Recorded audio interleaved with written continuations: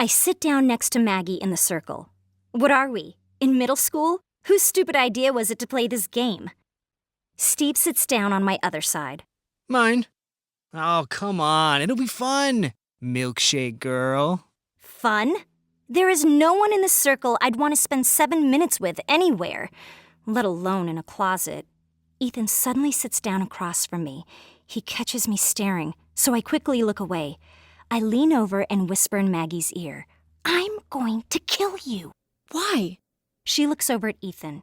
Maybe you'll finally get to kiss Ethan. I pinch her waist and she squeals. It's better than letting her finish that sentence.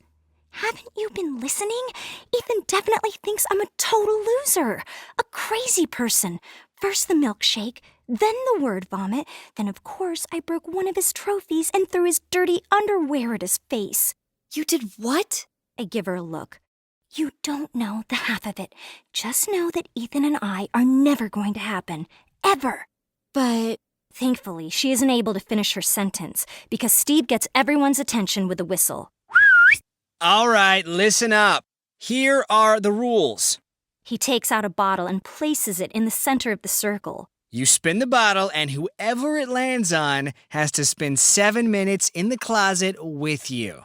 Whatever you do in there is your business. He makes a lewd gesture, and everyone laughs, but me. There were no do-overs and no exceptions. Everyone ready to play?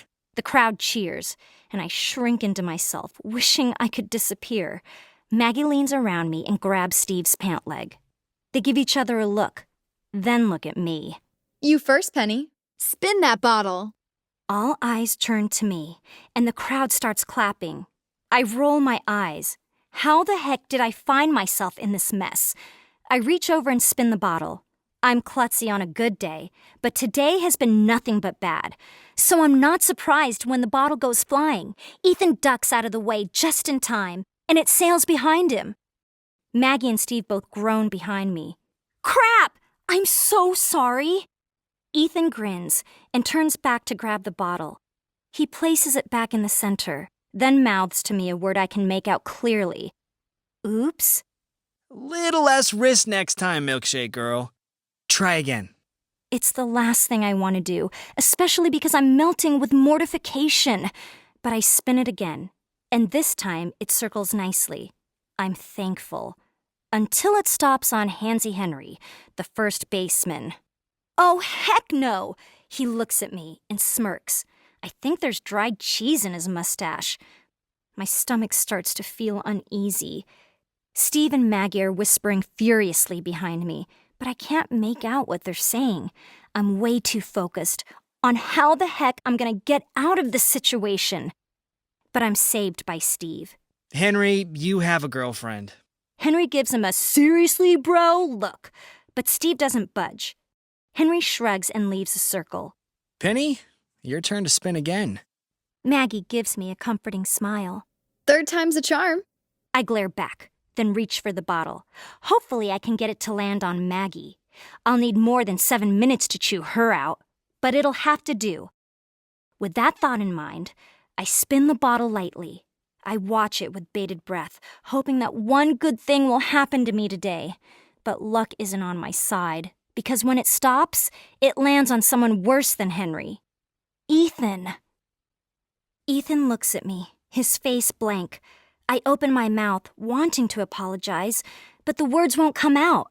I've said them far too many times today anyway. Maggie and Steve, however, cheer loudly. Woo! All right. Looks like it's Ethan and Penny. Have fun, you two.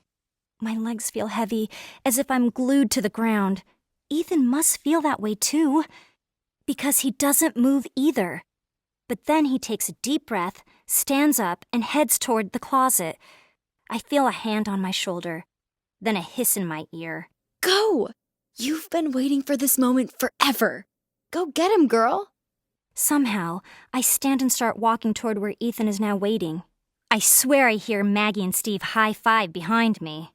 At least someone is enjoying this, because I feel like I'm about to drown in nerves. Ethan holds the closet door open for me, waiting for me to go inside first.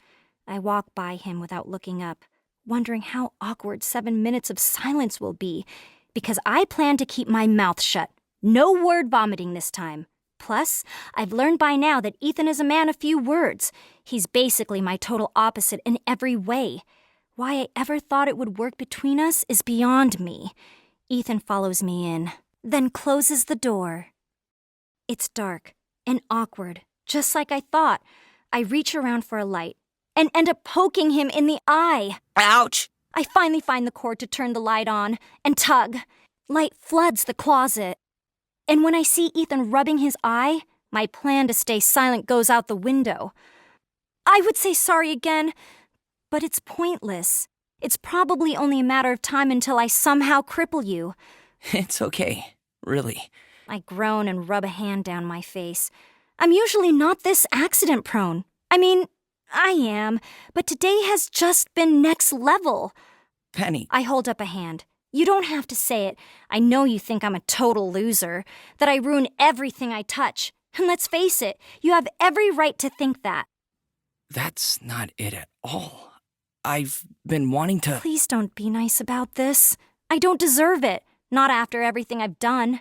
But I've been... What you've been is patient, understanding, level-headed. And I appreciate that. Ethan looks a bit exasperated. Can I say something?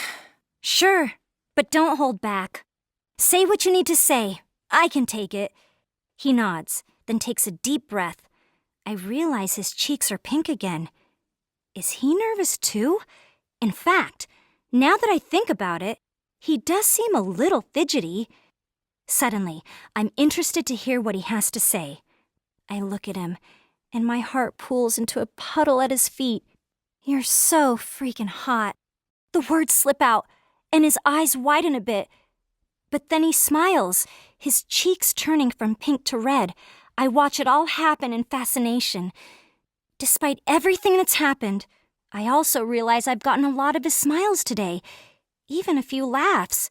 Maybe, just maybe, could there be a light at the end of this tunnel?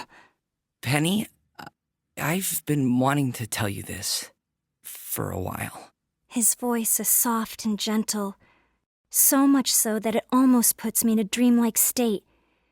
So when a loud pounding on the door suddenly cuts him off, I nearly jump out of my skin. I turn toward the door, my knee going up, at the same time Ethan moves, and that's how my knee ends up right in his crotch. Ethan falls to the floor like a bag of bricks. I watch in horror as he cups himself, groaning and writhing back and forth. You two having fun in there? Ethan, I am so... I can't get the words to come out. They're meaningless at this point. I've ruined everything, and there's no going back. I'm a hot mess, just like everyone always tells me. Then, his next words nearly bring me to my knees. You're such an idiot! Even though it's true, the insult slices me open. He really does hate me. There is definitely not light at the end of this tunnel. To my horror, I feel tears form in my eyes. This day has been too much. I reach for the knob and yank open the door. Steve and Maggie are on the other side, smiling. But when they take a look at me and Ethan, their faces drop. What the heck happened? Hey, you okay, dude? Neither of us answer. I just blink away my tears, push past Maggie, and run for the door.